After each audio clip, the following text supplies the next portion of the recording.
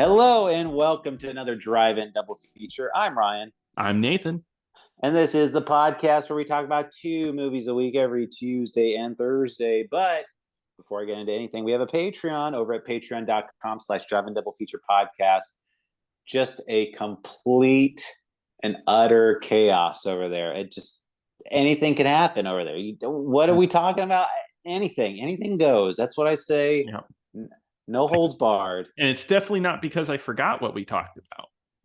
No, we remember everything over there. Yes. And and if you want to get access to that crazy content, head over there to Drive and Double Feature Podcast. And subscribe to the Patreon. It's only $5 a month. It does not go behind any paywalls for our regular content, though, which we're going to get into today. We're continuing Razzie Month, and this is our Thursday episode for the third week of that. So we talked about Showgirls, got some stripper fun in, but we're continuing it with 1996's Striptease, and that's directed by Andrew Bergman. Yes. Now, this is another very infamous movie from the 90s. Worst picture winner at the Razzie, including worst actress winner for Demi Moore. I want to say, so my memories of this movie, I remember seeing the poster for this movie is crazy. Yes. It's Demi Moore completely naked. I mean, and she's sitting down, and it's just her legs and arms just covering up her private parts. Yeah, it's a very striking poster. I remember seeing. So I was 1996. So I was about 7, and I remember going to the movie theater, and you see the posters all lining up. That poster was there. I couldn't believe it. That was a thing. Yeah, I can imagine, especially for how young you were. I'm sure it was whoa, I can't believe that. Blew my mind. And I remember even seeing the VHS cover. That was also the VHS cover too. So you'd see it at Blockbuster. So I remember this movie coming out and being in theaters because I remember seeing the poster for it. And so I've been thinking about this movie for a long time and just wondering, I wonder what that movie's even like. And I know it's a pretty infamous movie. I didn't know anything. The only thing I knew about it is that Demi Moore is a stripper and that Burt Reynolds was in it. That's about the only thing I was aware of going into this. But did you have any prior knowledge to this movie at all, Nathan? Have you heard of it? No, I have heard of it. Very, like you said, it's infamous. I know of it. Not quite as much as Showgirls, though. It doesn't have the same infamy, I guess, or maybe just not in my head.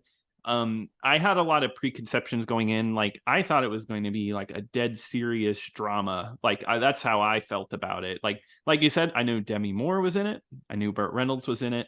Couldn't tell you anything about what the movie was about. Insane what we get out of this movie. Yeah, so I was kind of I guess in terms of tone of this movie, I was expecting kind of sort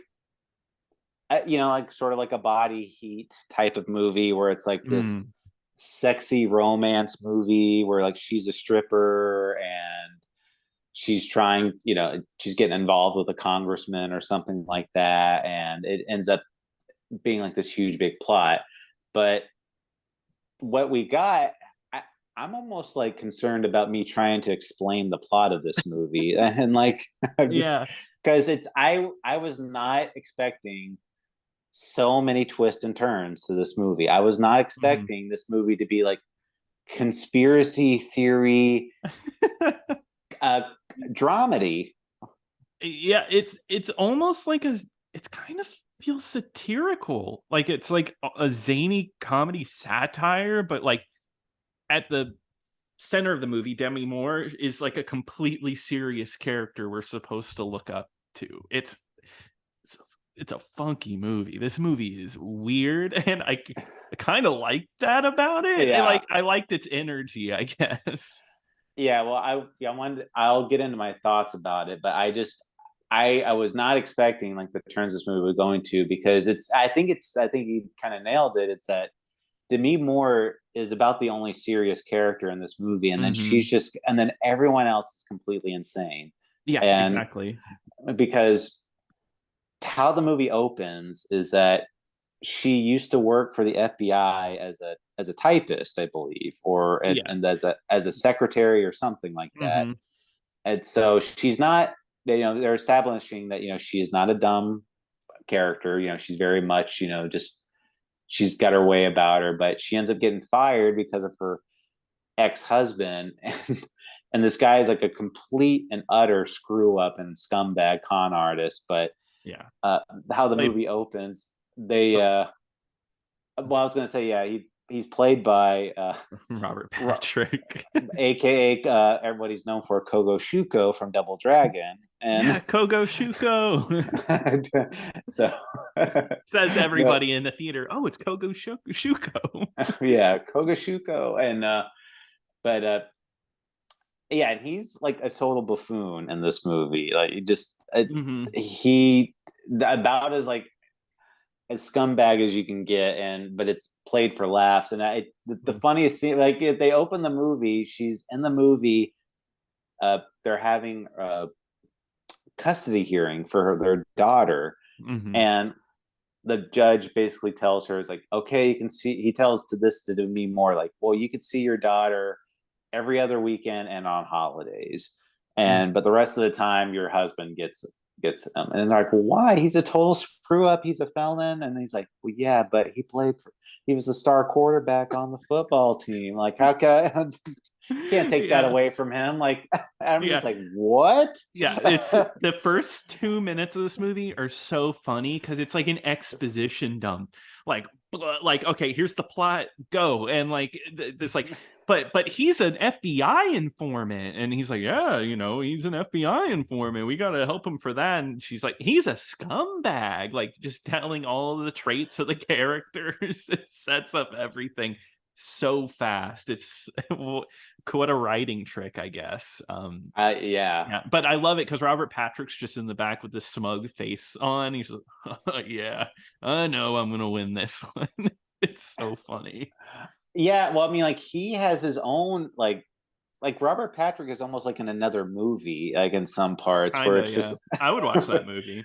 where he's got this wheelchair stealing plot where he just goes to he's using his daughter, and they're pretending she's a sick girl and like stealing wheelchairs. And Hmm. as soon as he gets to the parking lot, he like throws his own daughter out of the wheelchair, and like, it's like, "Daddy, why are we stealing all these wheelchairs?" It's like, "Well, honey, like, it's the brand new model. We gotta take full Yeah, advantage of it." and I love the line where it's like, oh, but we got to move the van. We don't want to get a ticket now, do we? Like, he's afraid of getting in trouble for a ticket versus he going to the doctor and stealing wheelchairs. That's silly. Um, Yeah, but but he comes back. Yeah, he plays a pretty big factor later. yes, yeah, he kind of just pops up for the rest of the movie because that's what is the main character's name? Uh, Gosh, what is her name? Aaron. Aaron Yeah, Morgan. yeah, yeah. Aaron no, Aaron Grant. Grant. Oh, dang Yes, it. no, Yeah. you're good. Aaron, who is the that's kind of her driving motive, is to get back her daughter. And we cut a little bit later, and guess what? She's a dancer. Don't say stripper. They don't like that. She's a dancer at the Eager Beaver, and that's how she's earning money in order to try to help with litigation. Yeah, and the thing about her is that she doesn't have a background in any of this stuff. She becomes a stripper, so but within 2 months, she's like the star stripper. She Uh is huh. everyone always says, like, they always point out, it's like, "Man, the music you play just sucks, but Yeah. you're such a great dancer." It's so weird. So she only dances to any Annie Lennox or Eurythmic songs, except for once she dances to the artist formerly known as Prince, which is what she says, and which is such a weird choice. I think it's great choices for songs, honestly, but it is a little weird for a strip club. Yeah, it's very weird, but they do show like full stripper routines. There's Uh-huh. one girl later in the movie that she uses a snake, and like the snake like goes between her legs and comes up through her Yes. butt. It's very Yeah. odd. Yeah, And if you were choosing a movie to watch for like full on like stripper scenes, this is the one versus Showgirls, because this one is like there's scenes where it's just like I'm watching a whole dance routine. yeah, well, I mean, Showgirls, it's like disgusting at some Yes. parts where Yeah. it's but This this is one trying is to be more of like an uplifting, like, oh, this is real work. These are real women doing this job.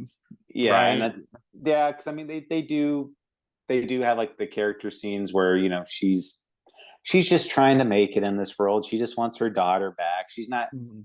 and she regrets taking on this role, and she keeps talking about how she just wants to get out of the game and like have like a normal 9 to 5. Mhm. And but she can't do that until she gets full custody of her daughter, and she's paying all the legal bills for that. But how this movie starts is what gets everything going is that she's having a dance number, and Burt Reynolds shows up as Congressman David Dillback, and Yeah. And Burt Reynolds is going full like satire comedy. He's like a cowboy pervert. It is insane.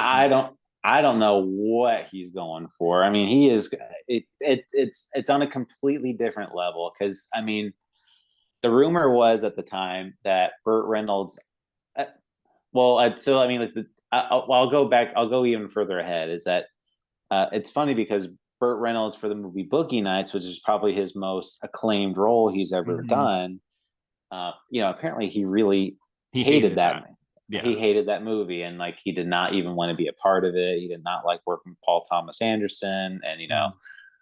and but then this movie comes along. This is before that. Apparently, he lobbied very hard I for this saw that. role, Yeah. and like he was like all in on this movie, and because he beat out some really big people. But I think like a lot of other like bigger people had like turned down this role, and they were just, and Burt Reynolds was like really wanting this role. He thought this was going to be like his big comeback role, and Yeah. And he and plays such a he takes it such it's such a weird direction. I I give him props for Hmm. trying some stepping Yeah. this. He Like if you go back and listen to any of the other movies that we talked about during Burt Reynolds month, mhm. this is nothing like that at all. This is nothing No. like that role.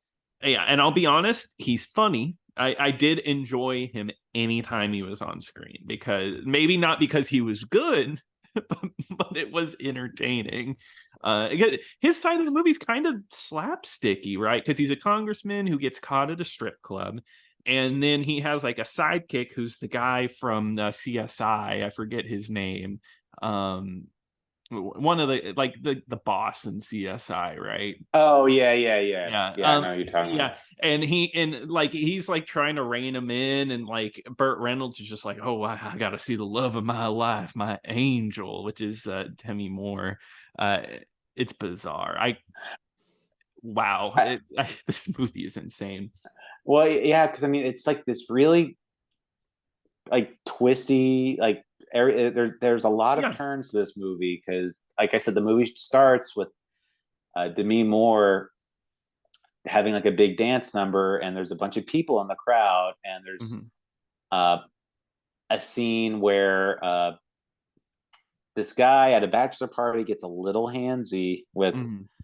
Demi Moore, and starts trying to grab her and hug her on stage while she's like half naked, Hmm. and uh, they what the nobody, like the bodyguard, that's there being played by Ving Rhames, which he's Yeah. like a whole completely different other character in this movie. Hmm.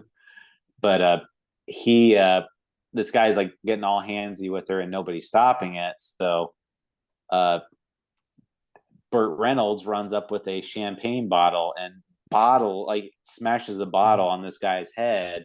Hmm. And he's there though in a complete disguise, because he doesn't want to be recognized as a congressman going to a strip club, obviously. Yeah. And but one guy in the audience notices Burt Reynolds, Hmm. and she's like, "Hey," like I guess he recognizes the Secret Service guy or whatever, Hmm. and like, "Hey, Jerry, like good work out there." And because this guy in the crowd is also completely obsessed with Demi Moore and like Yeah. writes her love letters. Yeah, but not like in a sex pest kind of way. Just like it's like, oh, I love you, you're a goddess, and like to the point where he is going to blackmail the congressman to save her daughter. It's really interesting. Well, yeah, and like she knows about this guy knows about all of her issues. Yeah, Oh yeah, like if I know this congressman, he can help out, mm-hmm. uh, and But I, here, but it, well, sorry, the web even continues even further, right? Because he has a lawyer that is going to go in on this too, and this is the lawyer of the bodyguard, played by Ving Rhames, who are kind of unrelated at this point. no, then there's a subplot with them where Uh-huh. Ving Rhames is trying to uh, get a lawsuit from a yogurt company, and he puts cockroaches into yogurts. Yeah, and there's like that one off scene. So he's putting roaches in the yogurt to like sue the yogurt company, and like the lawyer's the lawyer's secretary eats the yogurt with the roaches in it, and she likes it. Really weird scene. Yeah, she's just like, okay, and then Okay, just yeah, starts. yeah. But let me. Ving Rhames playing Shad, the bodyguard, and he's fantastic in this. He's like probably one of the funniest characters in this movie. Oh yeah, he's got some great one-liners. Mm-hmm. I'm jumping way ahead here, but like, there's some guys that are talking to him, and he's telling them that he works at the strip club, Mm-hmm. and they're like, "Oh yeah," he's like, "I get to see naked girls all the time." He's like, "Look at," he's like, "I interview." I'm like, "I hire these women," and they're like, "Oh really?" It's like, "I bet you get to see all kinds of things." He's like, "Nah, man, it's hard work. I have to touch their breasts, and it's like I get carpal tunnel just from touching them so much." Like, Yeah, I got tinnitus. and yes. And then that's like one of the last lines of the movie. He's just like, "You see, guys, tinnitus." Yeah, Yeah, and they're like, "Oh, did you see any famous people?" He's like, "Meryl Streep." oh, I She had love nobody else. I forget what name they used. yeah. There was a nickname that they used for her, but yeah, it was. They're like, "Oh yeah, she was the best, like the best one." And they're like, he used like a stripper name for her, and the guy was like, "Yeah, I think I heard that name once before." Yeah, yeah. No, But that part was great. No, but but he's the bouncer of the club, and he's kind of yeah, like the go-to guy for the owner. Like, he does everything. He protects all the women there, and he's kind of like Demi Moore's confidant, like just kind of yeah. watching out for her. Yeah, like even whenever like Demi goes off and does things, he kind of like when she does private dances, he's there to protect her. So he gets a lot of screen time, and he even gets like that because they go to the lawyer, and Shad and the lawyer are going to make a cut together to work to get money off this blackmail, which he threatens him in a weird way where he's like, if Ving Rhames doesn't get his way, he will drill a hole in the wall. And that's like his like, oh man, like what are you saying? And he's about to drill the wall, like almost like he's threatening to Yeah, shoot him in the head. I didn't get that. Who comes up with this stuff? I don't know. I mean, like, This is based off of books. I don't know. and it is based off a book, and the screenplay was written by the director Andrew Bergman as well. So, Yeah, I know this uh, is another one where the director was really all in on this movie. oh yeah, I mean, nobody. I will say this about the movie: like, nobody half-asses this movie. It is everyone is all in on it.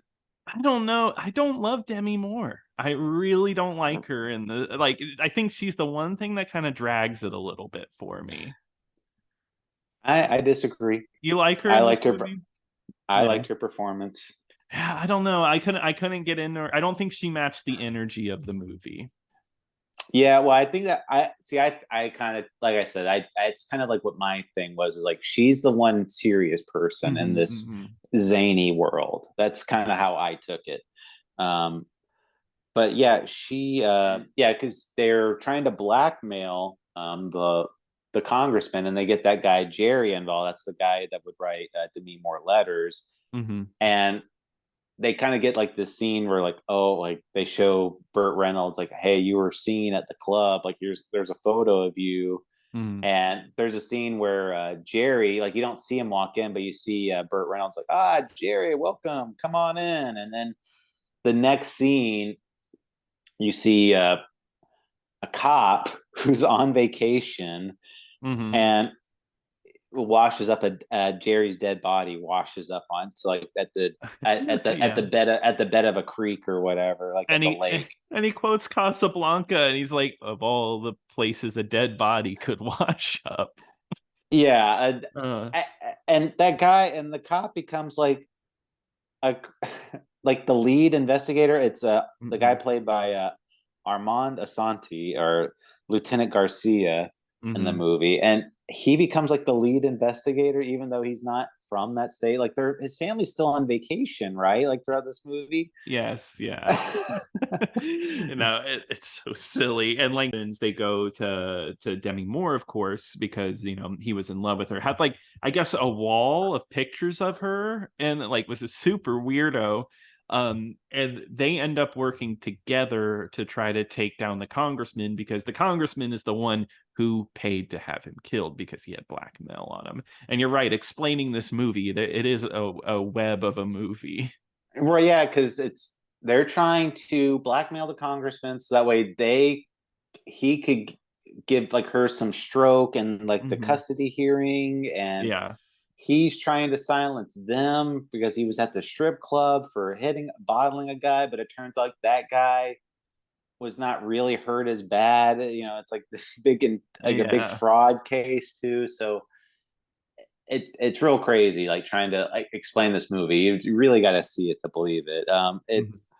Um, It's like a Coen but Brothers crime movie. it kind of is, yeah. I mean, it's like like a pulp novel, and Hmm.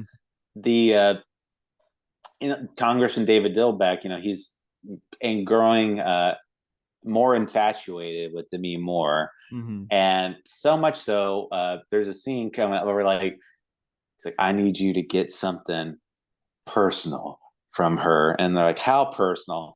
Immensely personal. And uh, she Demi Moore like actually gets her daughter back because there's another scene where her husband confronts her in the parking lot of her job, and he Hmm. tries to like murder her basically in their in the parking lot.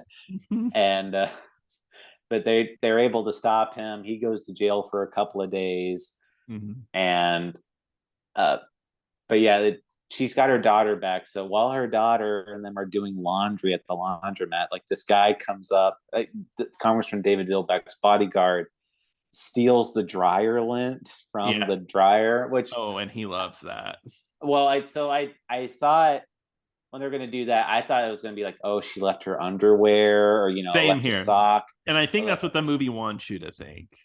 but it's just dryer lint, and it's not, and which And I don't know how turned on you can get by dryer lint, but the next scene with Burt Reynolds is they walk into the room and they're like, Congressman Dillback, you're needed downstairs at the Christian conservative meeting or whatever. And then the most outrageous scene, like Burt Reynolds shows up in underwear, cowboy boots, and a cowboy hat, covered head to toe in in Vaseline. Vaseline. Yeah, Burt Reynolds is in Vaseline in this movie, and he's like, "Comment, it's in my boots, and I feel it squishing around," which is This silly. is one of the most disgusting scenes I've seen in a movie. Like Yeah, it's yeah. I like didn't. I really didn't want to see Burt Reynolds in the the translucent Vaseline.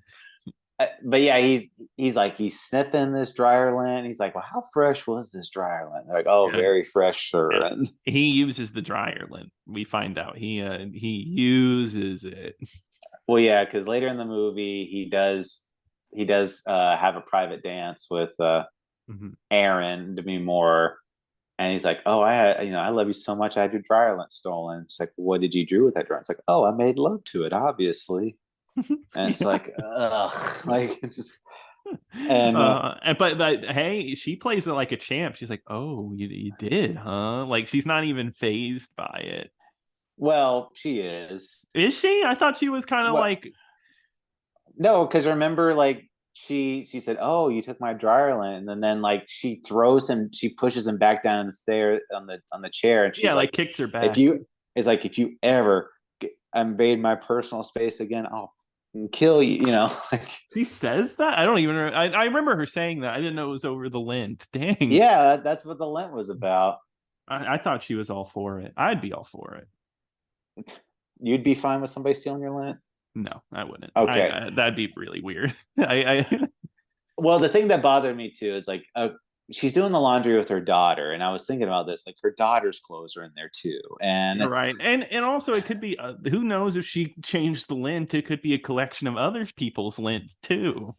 it could be maybe. I would I'd hope I don't she know. changed the lint, but who knows? Yeah, we don't approve of fires here. No, Please we don't. change your dryer. Everyone, go stop this episode. Go check your dryer lint, please. Yeah, especially if you're driving. Yeah. uh, but yeah, the movie just keeps taking. I mean, we could be here all day talking about like the plot of the movie. I mean, Yeah, it's completely utterly insane. But I do want to mention, it does lead to like a big conclusion where it's like the two plots of the movie are kind of intersecting. yes, yeah. Where oh, sorry, go ahead. And I was gonna say, yeah, they intersect because Robert Patrick, because Demi Moore honestly kidnapped her daughter and has her illegally. Robert Patrick comes to this boat where she's given a private dance to Burt Reynolds, and Robert Patrick's plans on getting her Lillian back, as he says. And he has like a golf club taped to his hand, and that's like his murder weapon. And he beats the crap out of Burt Reynolds' bodyguard. And yeah, it's just like a huge standoff. Not even there. That's not even like the true finale because it goes even further from there. Yeah, well, I mean, that's kind of like those two plots. We didn't even mention like, and apparently too, the congressman is connected to like the cartel as Yeah. well. Yes. I was like, Yeah. that was so out of left field. I was like, what? Like, Yeah. yeah, it just that's why I'm saying like this movie just keeps adding layers upon layers hmm of this plot. And but yeah, they intersect where they're trying to get out of this. Like she's trying to blackmail uh, the congressman to, get some leverage in her divorce proceedings. And then while this is happening, she's trying to get her husband to sign away all of his custody to her. Oh And, yeah, yeah, that's right. And he can barely write his name. She's like, "Come on, just write your name." And he, yeah, because he's been drugged at this yeah, point. yes, yeah. And but Burt Reynolds' boss or cartel, like they gone and chased them to like a construction site or like no, Mhm. it was a sugar or not a sugar factory. Was it a sugar factory? No, it was a sugar factory. Yeah, That's right. because Okay, yeah. because they get sugar dumped on them at the end of the movie. Well, yeah. So there's some really funny parts that we haven't said with Robert Patrick. Like he's just like Oh yeah, saying the most ridiculous things, and like like I said, he's drugged, so he walks over like, I need a cup of coffee, and then he hits the button that releases the sugar. I was like, I need a cup of coffee with some sugar, and he hits the button, and they all get covered with sugar, and then they all just start saying, oh no, he said, I don't want any sugar in my yeah. coffee, and He says coffee black. and then then all the sugar dumps out from the There's too barrel. He's much like, coffee. I said no sugar. And then he And, passes out. yeah, It's so silly because that's all he's used. He like is drugged in the car. You think he's gone, and then he's just used in that scene to wake up, pour sugar on the bad guys, and then go back to being knocked out. yeah, and like the cops show up and they're like, "Oh, you guys have a bad dandruff problem." Just like these one-liners just coming out one after I another, know, and and yeah, this is the part where Ving Rhames is like tinnitus, like. and there's a running joke with him too with Ving Rhames where when they show up for the first dance with Mhm. Congressman Dillback, uh, they don't give their names. They're like, "Who are you?" And Demi Moore's like, "I'm Barbara Bush," and it's like, "Okay, well, who are you?" And it's like, "I'm George Bush to Ving Rhames," Yeah. and then later in the movie when Ving Rhames shows up at the finale because there's so much more of this movie where because Ving Rhames, the cop, all the strippers and Demi Moore's daughter are like chasing after them too, like just It's like like a ridiculous. Scooby-Doo. Yeah, and when Ving Rhames shows up, like the bodyguards early in the movie, they're like, "Look, it's George Bush," That's and right. and and then Burt Reynolds is like, "Wait a minute, I've seen George Bush. That's not George Bush." Yeah. Oh, and you got to remember, Burt Reynolds is pants down at the ankles at this point in the movie, just like boxer shorts out. Yeah, because I mean, he's proposing marriage to Demi Moore at this point, where he's just Mhm. like, and Demi Moore catches him on records him saying, basically like, "Oh yeah, I paid to have all those people killed, and we're trying to cover up this big murder plot right now." And Mhm. that's kind of where the movie ends because like the cartel and uh, Burt Reynolds' boss were all turn on him at the end of the movie, and they're basically like, Mhm. "We don't care if you're dead at this point," and Mhm. that leads up to like the big sugar scene and where they're captured and everything, and that's kind of where the movie ends. She gives up her life of being a stripper, and she just goes and has a peaceful life with her daughter. Yep. And then it's a happy ending for everybody. Yeah, and I like I said, I could honestly say I was not expecting this from this movie at all. No, It I thought it was going to be a traditional bad movie, like, and I should have known it's the Razzies. I thought it was going to be like boring drama, like over the top, like like as far as like dramatic moments, but it was just like kind of a silly comedy. yeah, and I think I liked it a pretty good bit. Yeah, yeah. I I I think I feel like this movie is completely misunderstood. I do agree with that. I think like I do think maybe audiences went in with the same perception as us, and instead of like being like, "Oh, I'm surprised," it was more like, "I'm disappointed. What is this? This is weird." Like, maybe it's just a little too off the wall. Yeah, I again like this movie, you weren't really expecting a comedy from this movie, and this movie was a complete comedy movie, and I that's it's kind of what like you said earlier. It's like a Coen Brothers like comedy, like conspiracy movie, kind of like a Burn After Reading, I would That's say. that's the movie I was exactly gonna say. It reminds me of Burn After Reading, which is really funny to say, but where it's like a bunch of different plots that converge on each other, but it's also like a comedy, but it's also like got a lot of twists and turns. I wouldn't be surprised if the Coen brothers have seen this one. If you have, tell us, Coen brothers, are you inspired by this one? It could be, who knows? Yeah. But yeah, this movie like was not I totally was not expected, but yeah, this movie was not well, I didn't even look at the box office. Hold on. Oh, this movie was a huge hit. Oh, okay. This movie, okay, yeah, it had a budget of $50 million, Mhm. and it made $113 million, so it doubled its budget. Yeah, it was one of those where it's like everyone's, "Oh, it's such a bad movie," but people saw it anyway. I do there's one fact I do wanna say, and that's, Demi Moore. She was the highest paid actress in a movie ever for this one, $12.5 million, and I looked it up. You wanna talk about pay disparity? Well, let's say this, 2 years later, Mel Gibson got a $30 million paycheck, and this was, like, 30 million salary, not total income for for Lethal Weapon 4.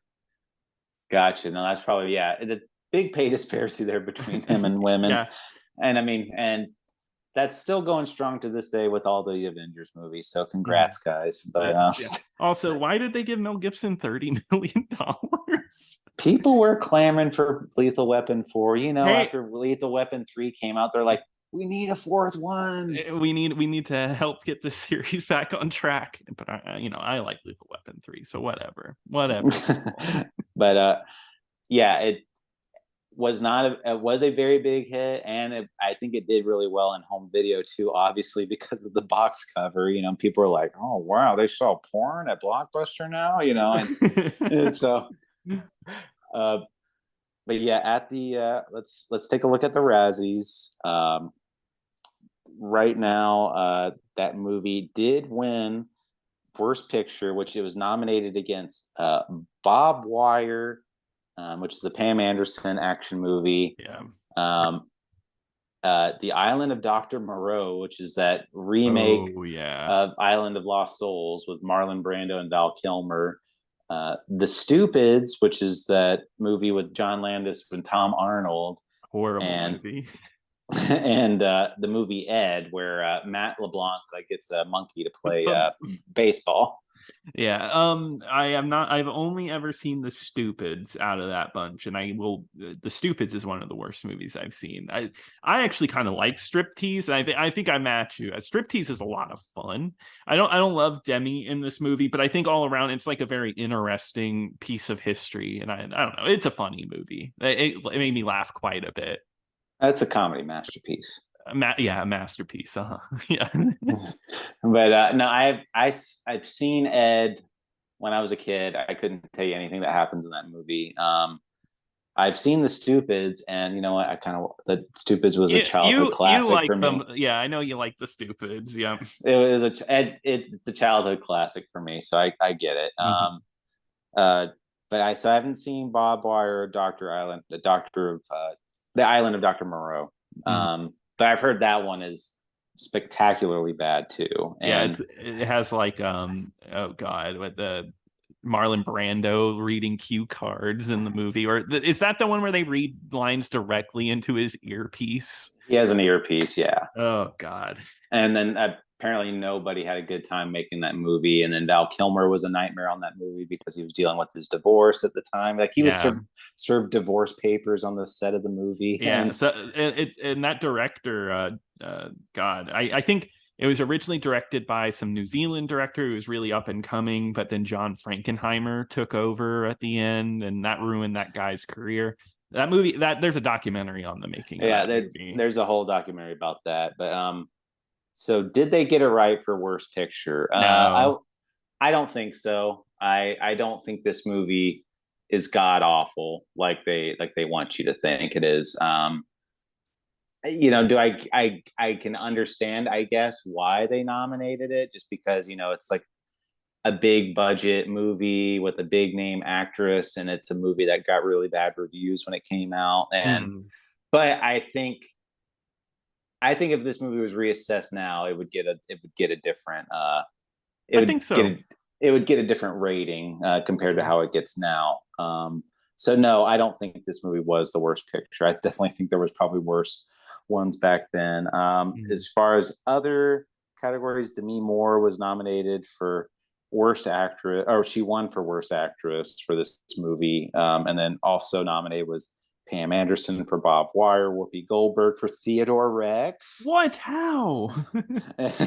Melanie Griffith for Too Much, and Julia Roberts for Mary Riley, which I know.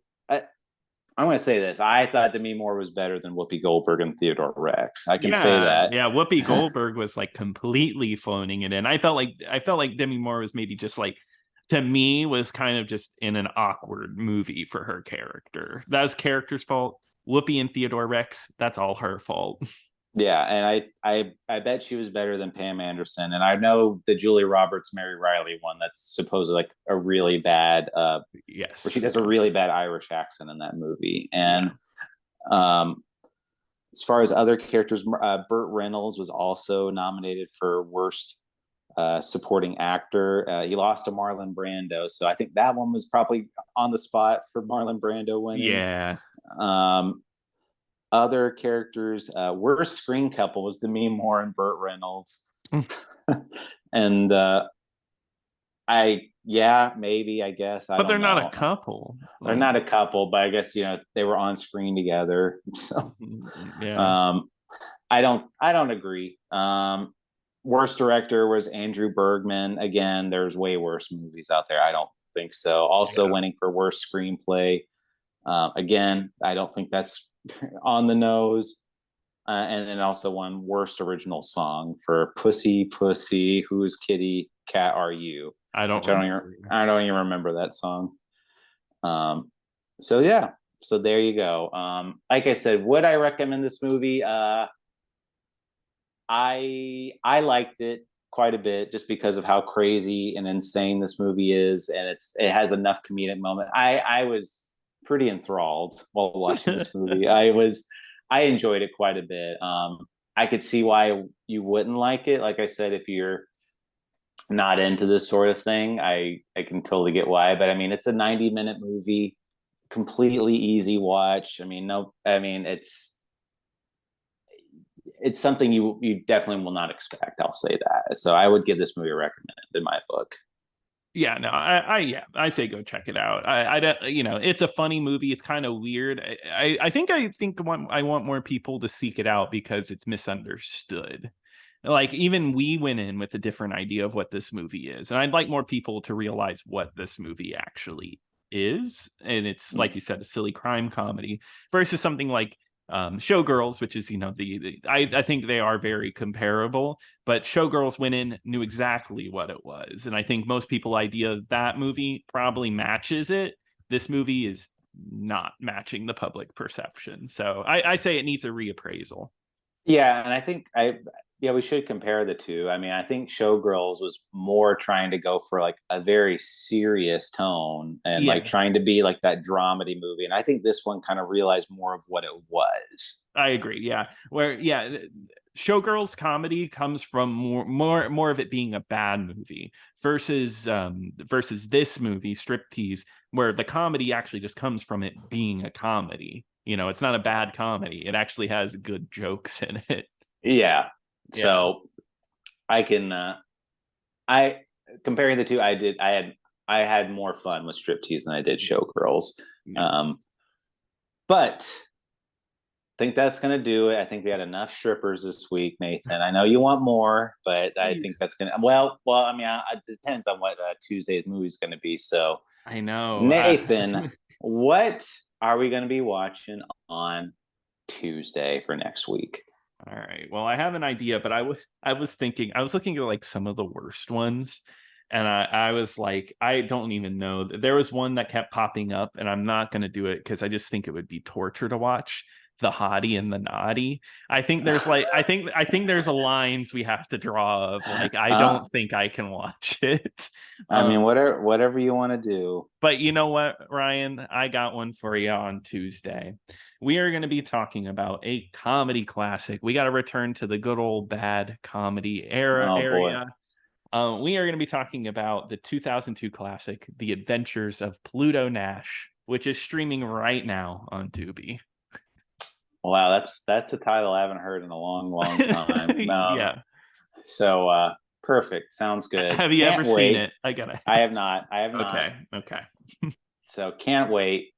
Well, Nathan, we've talked about one from almost every decade, but Mhm. Nathan, what about the most recent Razzies? I mean, we got to cover those.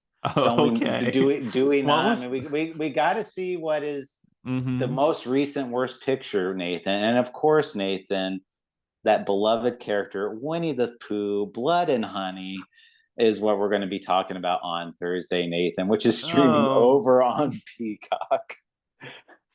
wow. I wasn't expecting that one. Wonderful. That means I get to go see the sequel.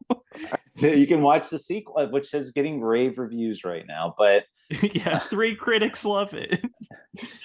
but if you have any thoughts and opinions about our movies that we've talked about, please email us over at drivein-double-feature-podcast@gmail.com. Don't forget to follow us on X at DIDFpod. And once again, check out the Patreon at patreon.com/drivein-double-feature-podcast. But until next time. Until next time.